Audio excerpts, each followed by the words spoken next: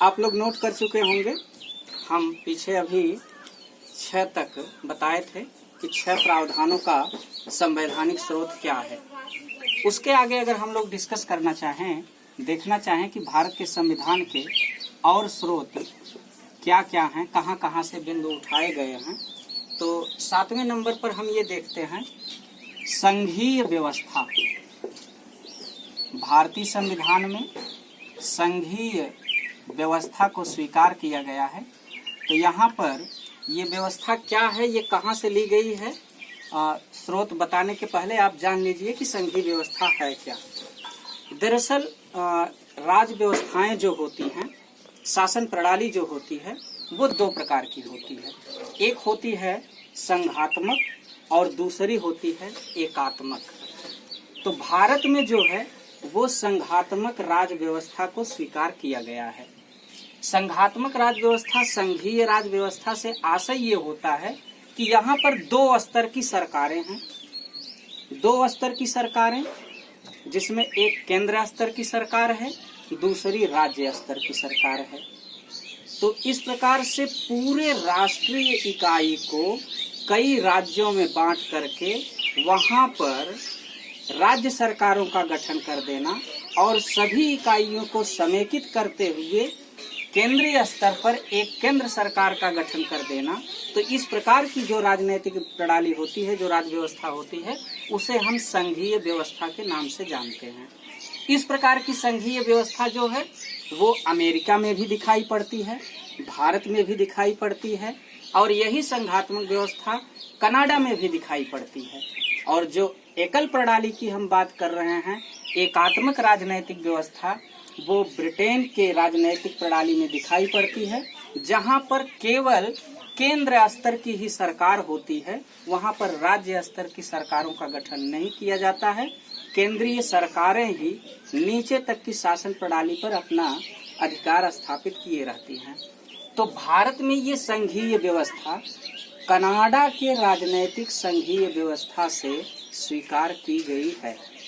जैसा कि अभी हमने बताया कि शासन की जो संघीय प्रणाली है वो अमेरिका में भी प्रचलित है और कनाडा में भी प्रचलित है, लेकिन भारत की जो संघीय व्यवस्था है वो अमेरिका की संघीय व्यवस्था से मेल न खाते हुए कनाडा की संघीय व्यवस्था से मेल खाती है। यानी कि हमारी जो संघात्मक राजनीतिक व्यवस्था है वो कनाडा के संविधान से प्रेरित है।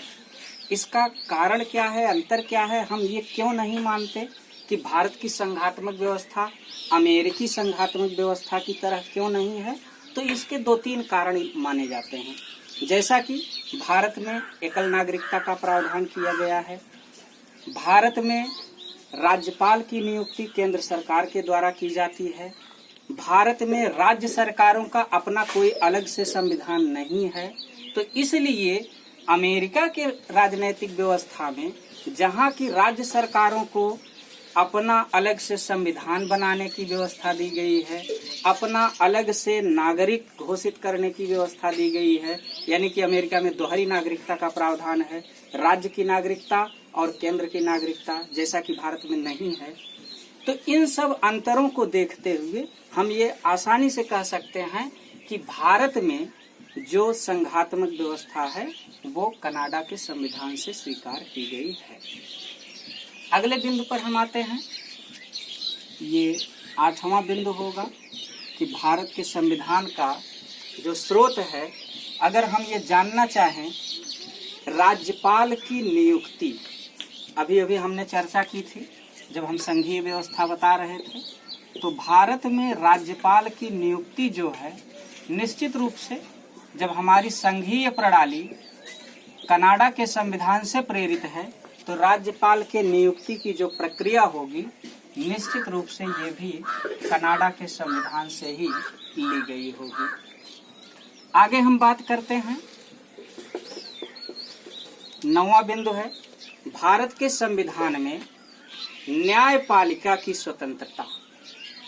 सुनने में आता है बार बार, तमाम तरह से अखबारों में खबरें आती रहती हैं कि सरकारें जो है वो राजनीतिक प्रणाली में हस्तक्षेप करने की कोशिश करती रहती हैं। तो इसीलिए भारत के संविधान निर्माताओं को इस बात का विशेष ध्यान था कि भविष्य में ऐसा हो सकता है कि न्यायिक प्रक्रिया को अवरुद्ध करने की कोशिश की जाए कार्यपालिका या विधायिका के द्वारा। तो इसलिए न्यायपालिका को काफी हद तक भारत में स्वायत्तता प्रदान की गई है और भारत में जो न्यायपालिका की स्वतंत्रता है, यानी कि न्यायिक स्वतंत्रता, जिसे संविधान में मूलभूत तत्व के रूप में स्वीकार किया गया, यह न्यायिक स्वतंत्रता अमेरिका के संविधान से ली गई है। यद्यपि कि भारत की जो न्यायपालिका है उसकी स्वतंत्रता अमेरिका की न्यायपालिका की स्वतंत्रता की तुलना में काफी कम है। भारत की न्यायपालिका संप्रभु निकाय नहीं है, जबकि अमेरिका की न्यायपालिका को संप्रभु निकाय माना जाता है। लेकिन फिर भी हमारी जो न्यायिक प्रणाली है, इसकी जो कुछ भी स्वायत्तता है, जो कुछ भी संविधान में इसे अधिकार दिए गए हैं, वो अमेरिकी संविधान से प्रेरित होकर के किया गया है। आगे अगर हम बात करें 10वें बिंदु पर कि उपराष्ट्रपति की नियुक्ति, जैसे भारत में कार्यपालिका का जो प्रमुख होता है वो राष्ट्रपति होता है, लेकिन उप प्रमुख के रूप में उपराष्ट्रपति भी नियुक्त किया जाता है और यह व्यवस्था हम कनाडा के संविधान से लिए हैं। इसी प्रकार से भारत के संविधान में आपातकालीन प्रावधान भी जोड़े गए हैं। आपातकालीन प्रावधान, भारत में 3 प्रकार के आपातकाल लगाए जाने की व्यवस्था की गई है। हम संक्षिप्त यहाँ पर चर्चा कर दे रहे हैं। पहला आपातकाल होता है अनुच्छेद 352 के अंतर्गत, इसे राष्ट्रीय आपातकाल कहा जाता है। दूसरा आपातकाल होता है अनुच्छेद 356 के अंतर्गत और यह राज्य स्तर पर लगाया जाता है। और तीसरा आपातकाल होता है अनुच्छेद 360 के अंतर्गत, इसे वित्तीय आपातकाल कहा जाता है। हम थोड़ी सी आपातकाल पर चर्चा कर दे रहे हैं। इसके आगे जब हम आपातकालीन प्रावधान कभी पढ़ाएंगे तो वहां पर हम विधिवत चर्चा करेंगे। तो सबसे पहले ये जान लीजिए कि राष्ट्रीय आपातकाल जो होता है वो पूरे राष्ट्र के स्तर पर लगाया जा सकता है या फिर राष्ट्र के किसी क्षेत्र विशेष में लगाया जा सकता है। राष्ट्रीय आपातकाल लगाने का जो आधार होता है वो 3 आधार हो सकता है। पहला है युद्ध, दूसरा है बाह्य आक्रमण और तीसरा होता है सशस्त्र विद्रोह। इन शब्दों पर आप लोग विशेष ध्यान दीजिएगा।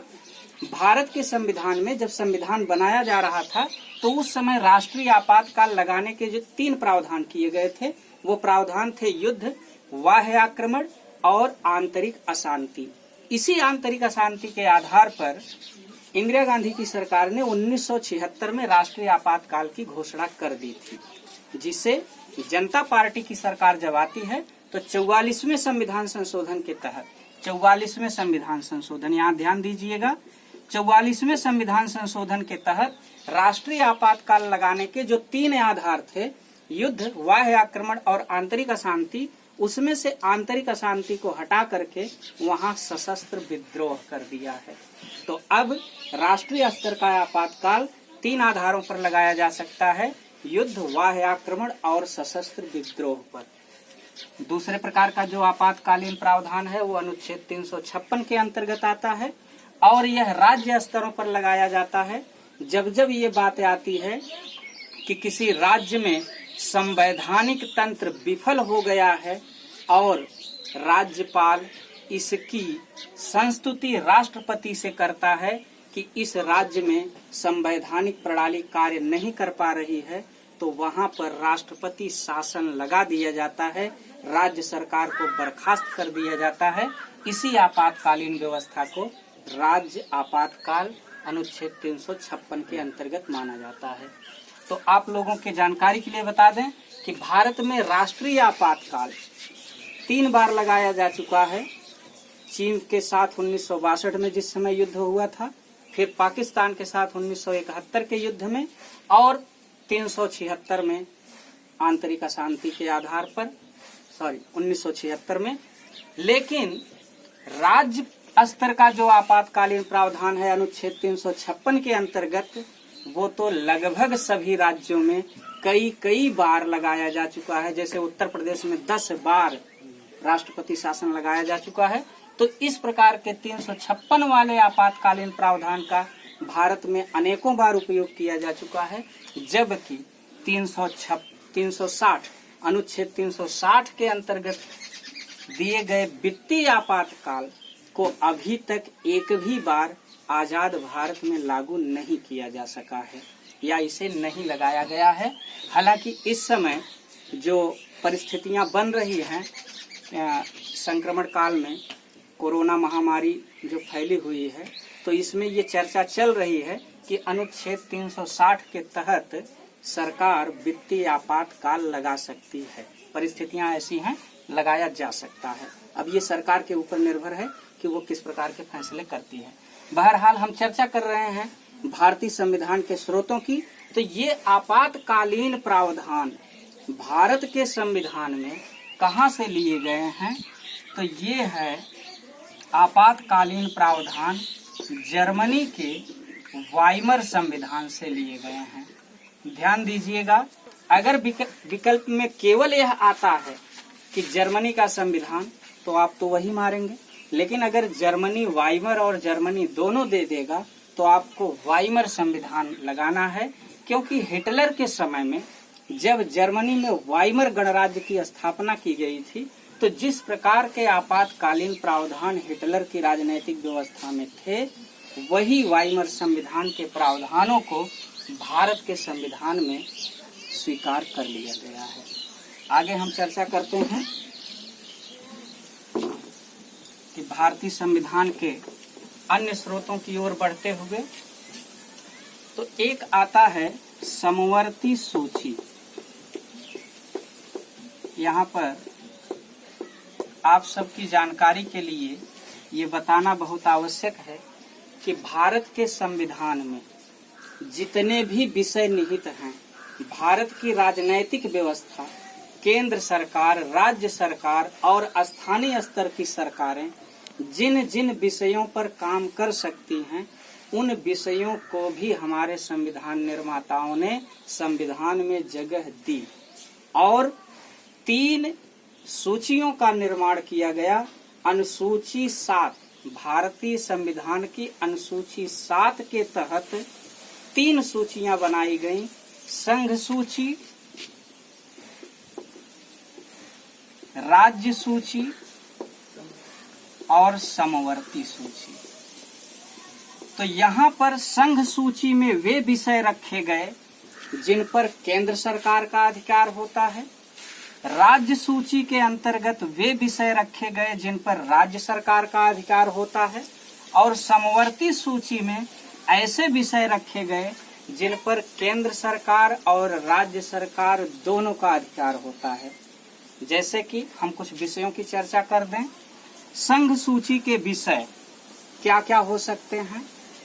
जैसे संघ सूची के विषयों में सेना, वैदेशिक संबंध,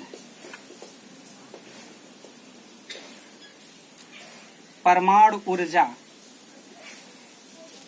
रेलवे, ये ऐसे विषय हैं जो पूरी तरह से केंद्रीय सरकार के अंतर्गत होते हैं। तो इन विषयों को संघ सूची के अंतर्गत रखा गया। राज्य सूची के अंतर्गत कृषि, स्थानीय शासन, ये ऐसी व्यवस्थाएं हैं जिन पर कि राज्य सरकारों का अधिकार होता है। समवर्ती सूची में शिक्षा, विद्युत, ऐसे विषय रखे गए हैं जिन पर कि दोनों सरकारों का अधिकार होता है। आप लोग व्यवहारिक जीवन में भी देखते होंगे, जैसे शिक्षा है, राज्य स्तर के भी बोर्ड होते हैं और केंद्रीय स्तर के भी बोर्ड होते हैं। तो स्वाभाविक तौर पर यह अनुमान किया जा सकता है कि शिक्षा जो है वो समवर्ती सूची का ही विषय होगा। विद्युत नेशनल लेवल के भी विद्युत बोर्ड होते हैं और राज्यों के भी अपने अपने विद्युत बोर्ड होते हैं। विद्युत उत्पादन करने वाली इकाइयां होती हैं, जिन पर कि केंद्र सरकार का कुछ इकाइयां ऐसी होती हैं जो केंद्र सरकार के अधीन होती हैं। विद्युत का उत्पादन करने वाली कुछ इकाइयां ऐसी भी होती हैं, कुछ यूनिट ऐसी भी होती हैं जिन पर राज्य सरकारों का आधिपत्य होता है। तो कुल मिला के हम ये निष्कर्ष निकाल सकते हैं कि ये विषय, विद्युत का विषय समवर्ती सूची के अंतर्गत होगा। तो यहाँ पर हमारा मेन टारगेट था कि ये समवर्ती सूची का प्रावधान कहाँ से लिया गया है। तो आपकी जानकारी के लिए हम बताएं कि समवर्ती सूची भारत के संविधान में ऑस्ट्रेलिया से प्रेरित है। ऑस्ट्रेलिया के संविधान में जिस तरह से समवर्ती सूची का प्रावधान किया गया था, ठीक उसी तरह से भारत के संविधान में भी समवर्ती सूची भारत के संविधान की 7वीं अनुसूची में रखी गई है।